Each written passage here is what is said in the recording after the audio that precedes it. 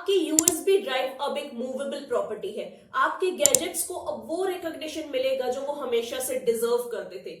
Yes, क्योंकि president ने 3 नए क्रिमिनल बिल्स को एसेंट दे दिया है। लेकिन इन नए क्रिमिनल बिल्स की आखिर में जरूरत क्या थी? पुराने वालों से भी काम चल ही रहा था। काफी लोग इन बिल्स को क्रिटिसाइज भी कर रहे हैं, जो हम आगे डिस्कस करेंगे। तो इसका जवाब दिया union home minister Amit Shah ने, और उन्होंने ये कहा है कि ये जो नए बिल्स लाए गए हैं, ये बेसिकली कॉलोनियल एरा की जो एक तरीके की परछाई दिखती है हमें पुराने लॉज में, उससे हमें दूर लेकर जाएंगे। और इन नए लॉज का फोकस होगा पनिशमेंट से हटकर जस्टिस पर। यानी जो पुराने लॉज थे उनका फोकस बेसिकली पनिशमेंट पर ज्यादा था, डेटरेंस पर ज्यादा था। और इन नए लॉज के जो एक तरीके से सेंटर पे रहेंगे वो होंगे सिटीजन्स, यानी सिटीजन्स को ध्यान में रख के ही सारी चीजें की जाएंगी। इन लेजिस्लेशंस में डिजिटाइजेशन का भी बहुत बड़ा रोल है, जो कि हम आगे डिस्कस करने वाले हैं। So hi friends, welcome to law में time Muskan Mandhiyani legal guide. I request to guys please मुझे ध्यान से सुनते रहिए एंड लेट्स स्टार्ट। सबसे पहले हम भारतीय न्याय संहिता को डिस्कस करेंगे, जो कि रिप्लेस करेगा इंडियन पीनल कोड को। अनलॉफुल एक्टिविटीज प्रिवेंशन एक्ट में जो टेररिज्म की डेफिनेशन है उसको एज इट इज उठा लिया गया है भारतीय न्याय संहिता में, वही डेफिनेशन सेम रही। क्रूएल्टी को डिफाइन किया गया, यानी एक वुमेन के अगेंस्ट अगर उसके हस्बैंड और उसके रिलेटिव्स क्रूएल्टी करते हैं तो उसे प्रॉपरली डिफाइन किया गया है इस नए बिल में। एक बहुत इंपॉर्टेंट चीज, आपने काफी बार देखा होगा कि न्यूज़पेपर्स में या कुछ ऑनलाइन न्यूज़पेपर्स में जो रेप विक्टिम है उसका नाम डिस्क्लोज कर दिया जाता है, उसकी आइडेंटिटी डिस्क्लोज कर दी जाती है। वो अगर अब किया गया तो उसे पनिशेबल ऑफेंस बनाया गया। यानी अगर बिना कोर्ट की परमिशन के रेप विक्टिम की आइडेंटिटी डिस्क्लोज की गई किसी न्यूज़पेपर में या किसी पब्लिश्ड आर्टिकल में, तो उसे एक पनिशेबल ऑफेंस बनाया गया है। नो डाउट सिटीजन को हटाया गया, लेकिन सिर्फ पेपर से हटाया गया, उसे वापस किसी न किसी फॉर्म में ले आया गया है, जिसे कहते हैं acts endangering sovereignty, unity and integrity of India. यानी और ज्यादा ब्रॉड हो गया सेडिशन। बेसिकली सेडिशन पूरी तरीके से गया नहीं है। गैंग रेप विक्टिम्स की एज को 16 से बढ़ाकर 18 किया गया है। मॉब लिंचिंग और हेट क्राइम्स को लेकर स्पेशल प्रोविजंस बनाए गए हैं। फेक इंफॉर्मेशन स्प्रेड करने को एक पनिशेबल ऑफेंस बनाया गया है। अब डिस्कस करेंगे हम अपने दूसरे बिल को, भारतीय नागरिक सुरक्षा संहिता बिल 2023।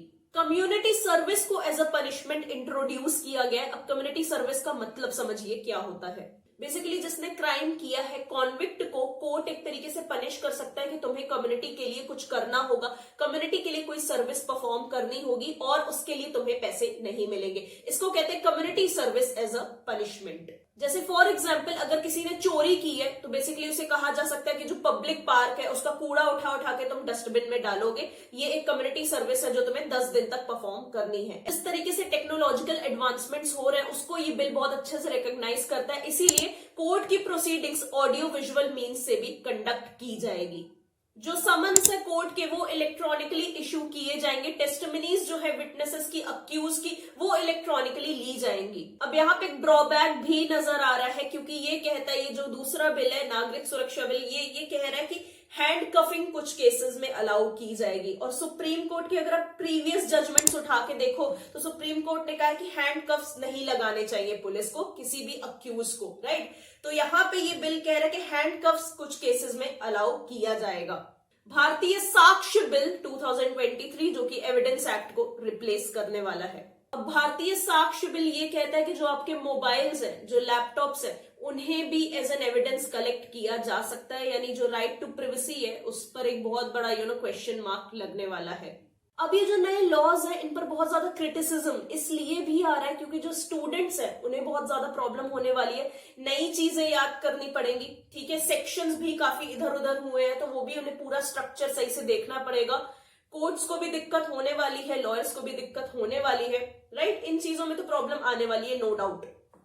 बट ये भी एक बड़ा सवाल है कि ये सारी चीजें अमेंडमेंट से नहीं आ सकती थी, मतलब अमेंडमेंट करके भी तो ये सारी चीजें ऐड की जा सकती थी।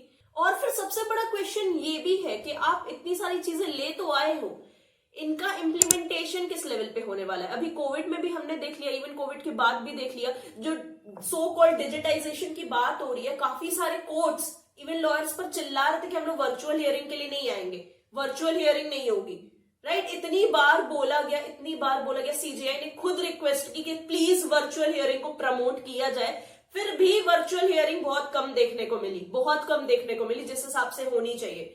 तो देखते हैं यार ये लॉस किस तरीके से उस चीज को इंप्लीमेंट करने वाले हैं, because digitisation is here to stay, artificial intelligence is here to stay, right.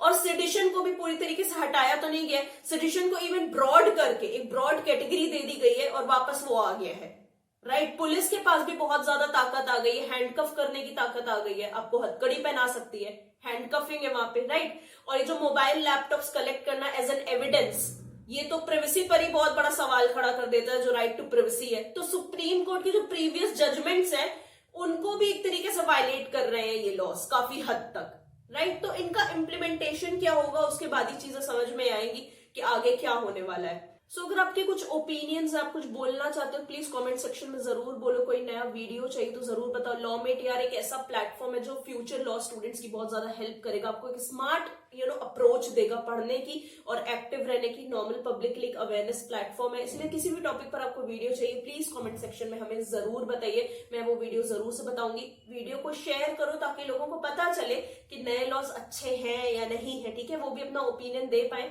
और हम भी कुछ नए वीडियोस बना पाए। So thank you so much for watching this video, friends, and we'll meet soon in the next video. Good luck.